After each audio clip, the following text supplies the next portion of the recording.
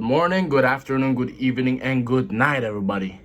My name is Fahri Aditya Pratama, and I am the group leader of Group 5. As you can see, I'm wearing a jacket. It's more like a sweater. It's because I'm a little sick, but we need to finish our work. We need to finish our presentation. So, me and my friends from Group 5, we intend to deliver our presentation and share our knowledge to you all about reading and writing on analytical exposition text. And that's mostly it for the introduction. So, wait, let's see. Introduction on analytical exposition text. I am not going to explain to you all about this. I'm going to hand this to one of my lovely members. Go ahead. Wait, why are you still here? Go. Introduction to Analytical Exposition Text. In this presentation, we will learn what is Analytical Exposition Text, its structure and language feature, how to read and analyze it effectively, how to write it step by step. Hi everyone! Today I'm going to explain what an analytical exposition text is. It's one of the most common types of argumentative writing, and it's used to express opinions and convince your readers. So, let's dive in first into the definition. So, an analytical exposition text is a type of argumentative text that presents the writer's opinion's point of view about an issue. But this opinion is not just stated, it's supported with strong reasons or evidence. So in short, the writer tries to make the audience agree with their perspective through logic and facts. Now, let's look into the structure. So, an analytical exposition usually has three main parts. The first one is thesis. This is where the writer introduces the topic and clearly states their opinion. Second is arguments. So, this section gives several reasons or pieces of evidence to support the opinion. Each paragraph usually focuses on one reason. So, just one reason. The third one is conclusion. So, this part is the part when it restates or reaffirms the writer's opinion through summarizing. So, summarizing why it should be accepted. Next, we move to the language features. So, analytical exposition texts use formal language because they aim to sound logical and professional. So you gotta make sure you look logical and professional, right? So the writers also use logical connectors such as because, therefore, consequently, in addition to connect their ideas smoothly. Besides that, they often include examples or statistics to make their arguments stronger and convincing. Finally, the main purpose of an analytical exposition is to persuade the readers, to make them believe that the writer's opinion is correct or at least reasonable. So, to sum it up, an analytical exposition text expresses an opinion, supports it with logical arguments, and uses formal and persuasive languages, and aims to convince the readers. Thanks for listening. Hello everyone, I am Shadam Ben Alnapatapuri from the Group 5. I will continue about lessons of analytical exposition text, and we going to learn the structure of analytical exposition text. Let's begin. What's the structure of analytical exposition text? The first structure is thesis. What thesis? The thesis is this section introduces the topic and clearly states the writer's opinion, and we can find the thesis in the first paragraph. Example: online learning is better because it saves time and offers flexibility.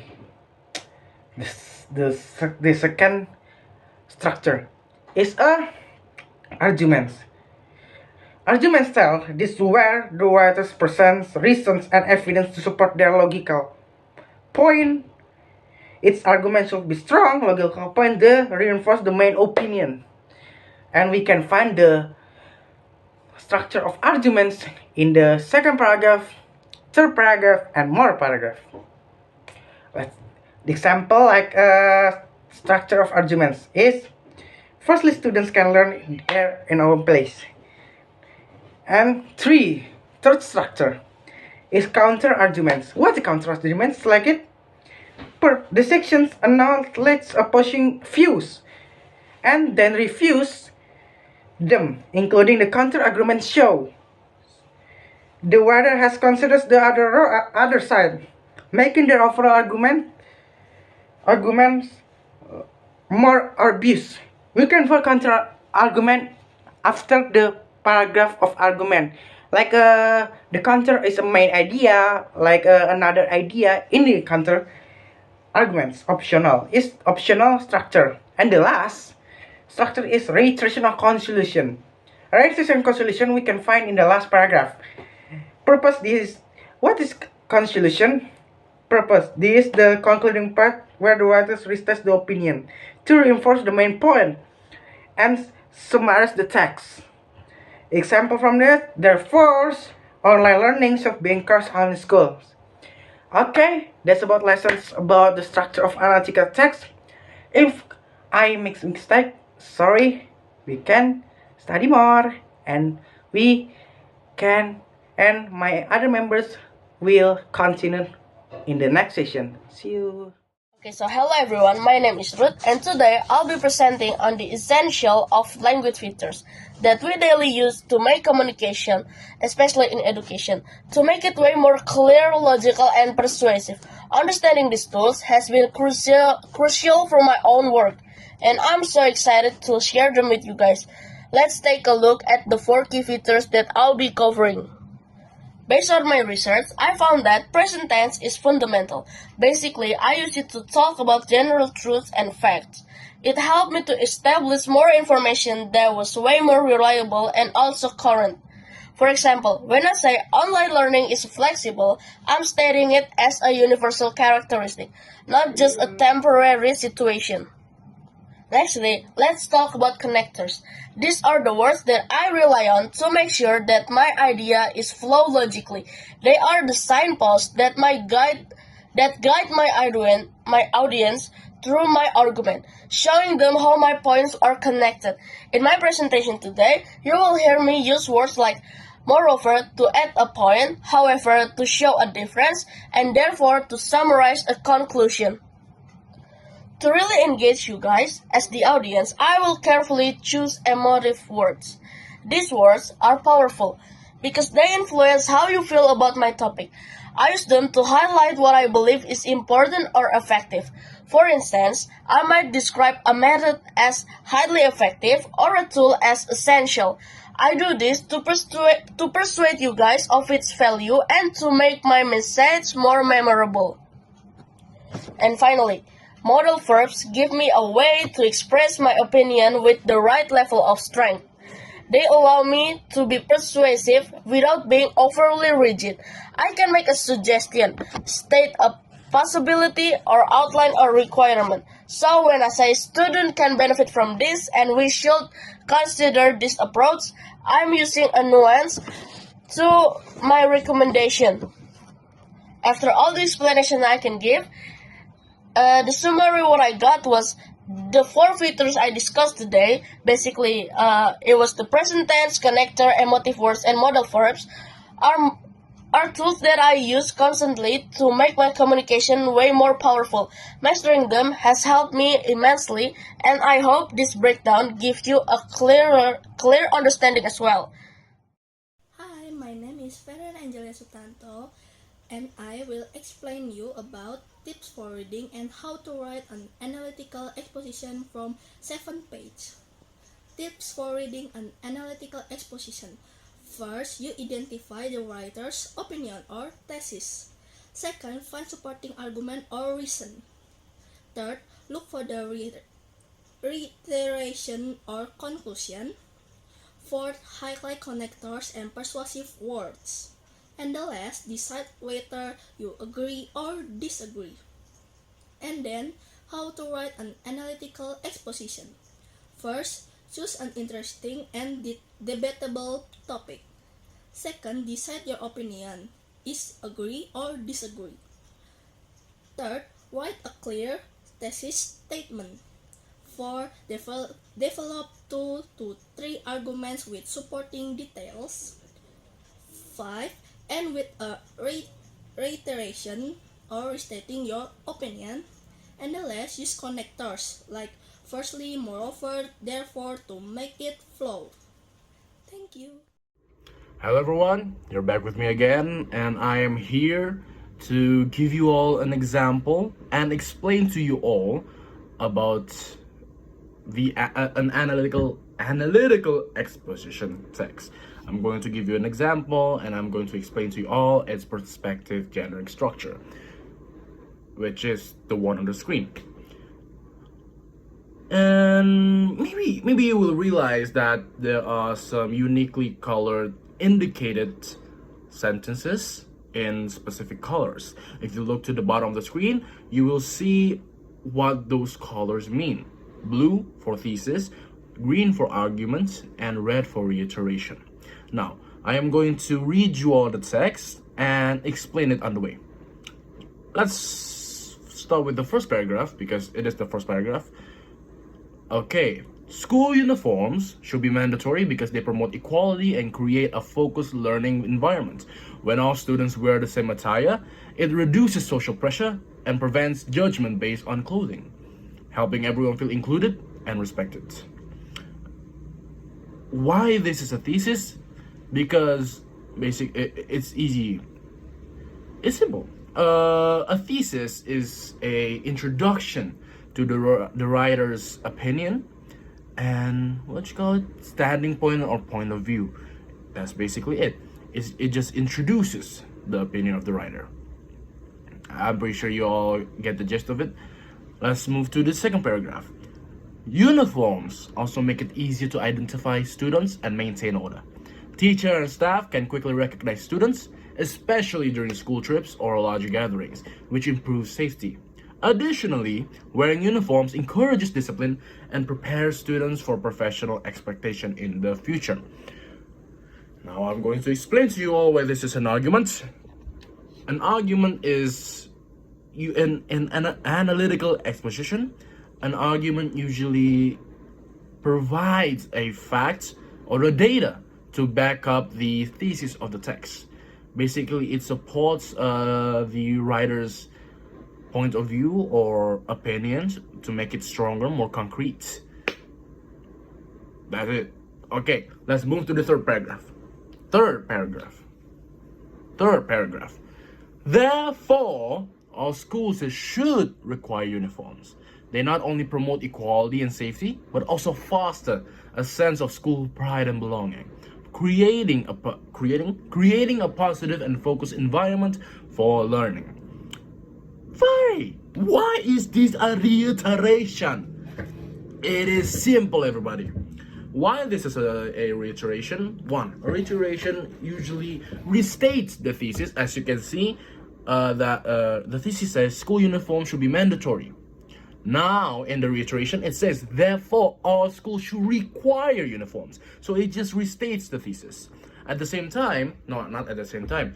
Second of all, you can see that it uses a conclusion signal, which is therefore. Therefore is a conclusion signal, which is usually used on, reiteration, conclusion, and all of that kind of stuff. And I'm pretty sure you get the gist of it. I hope you all understand I hope you all can now basically what you call it? I hope now that you all can understand and find the generic structure in analytical exposition text. And I think the next slide is about common mistakes and conclusions. And I am going to hand this to my other member. I am the other member. So now in this slide we are going to talk about common mistakes and conclusion. The conclusion of this presentation, basically. Let's start with the common mistake because it is not the conclusion yet. Common mistake. Students often make these mistakes when you're writing an analytical exposition text. Let's start with the first one: mixing opinion and facts incorrectly.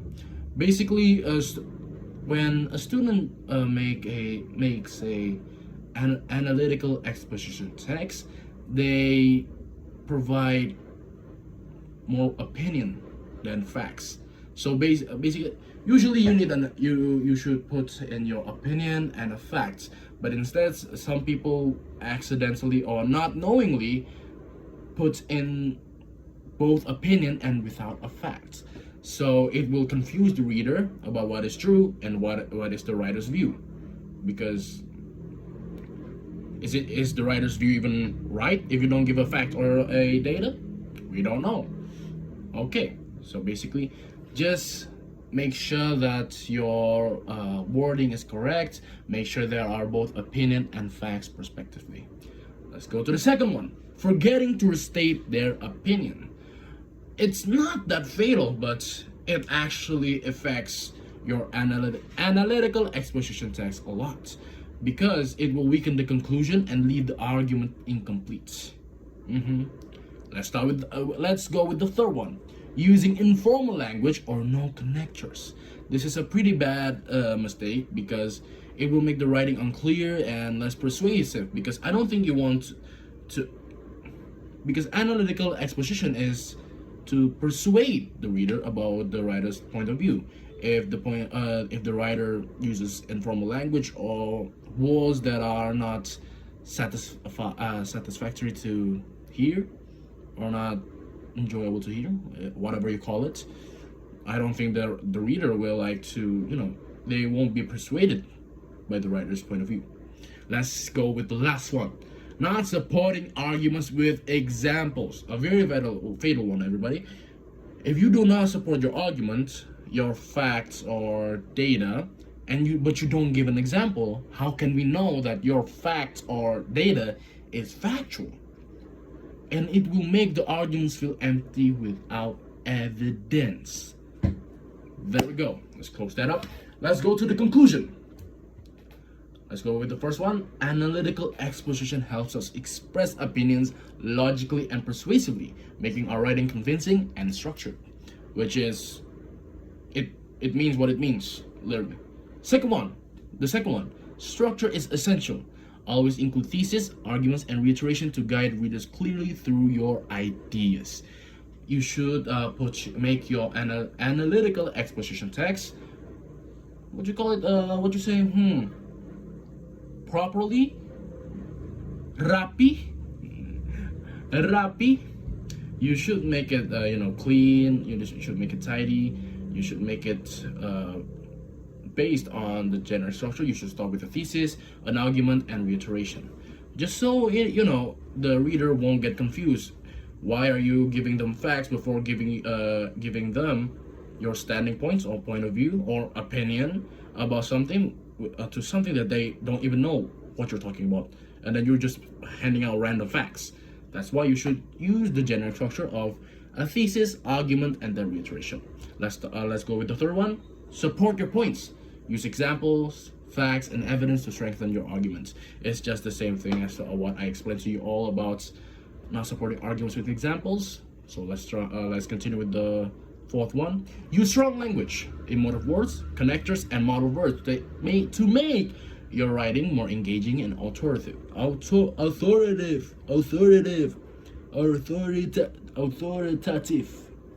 There we go. Basically, you want to persuade your readers, right? So you should use a language that is comfortable to hear, that it's good to hear. You don't want to insult anybody. You don't want to offend anybody when you want to persuade them. So use a formal language and use emotive words. That's basically it. Let's go with the 5th one. Avoid common mistakes. It's still on the screen. If you want to read it, go ahead. Those are the common mistakes. Don't do them, okay?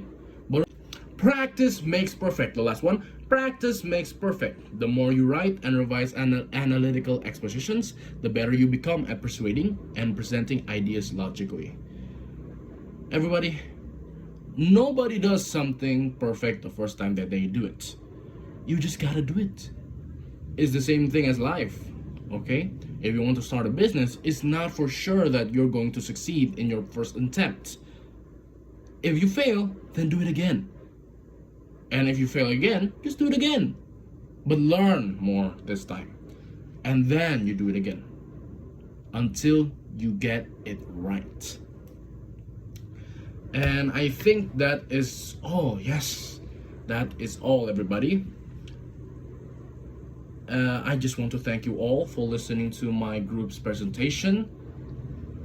It is such a lovely opportunity to be able to share our knowledge with you all. And if you have any questions, you can put it down in the comments below.